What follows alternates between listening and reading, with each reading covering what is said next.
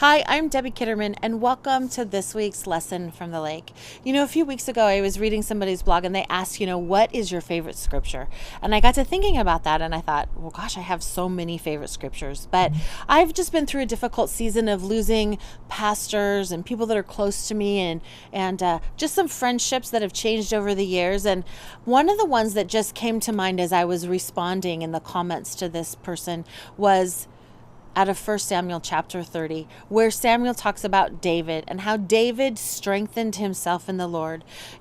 We as people of God need to understand that where our strength comes is from God. And how do we get that? We get that by being in His Word, by spending time with Him, by leaning in and pressing in. But we also get that in the form of encouragement from other people. We get people speaking life and hope to us. And you and I, we need to be those people that speak life and hope to other people. But sometimes I'm an encourager at heart, and sometimes I just need people to speak that to me. And so God has been faithful. As I've been pressing in and leaning on Him and reading His Word for encouragement, just like David did, David strengthened himself in the Lord. David had a lot of things happen in his life. He was rejected by many people, by Saul, by his father, by the people. But David also had some mistakes in his life. But the one thing that he did was, in those times of troubles and tribulations, he strengthened himself in the Lord. He turned to the Lord. He cried out. He spoke from his heart, from the depth of his soul to God. And God heard him and ministered to him in those places. And you know what? We need to do that too.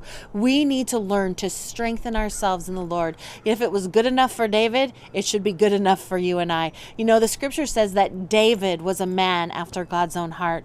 Well, if David was a man after God's own heart, then I want to be a woman after God's own heart. And when I get into those situations and circumstances where I need strength, I want to find my strength in God. And so I hope that you will too. As you look at those scriptures, what do you glean from David strengthened himself in the Lord? And what is the verse that you go to that gives you strength when it doesn't feel like you have strength?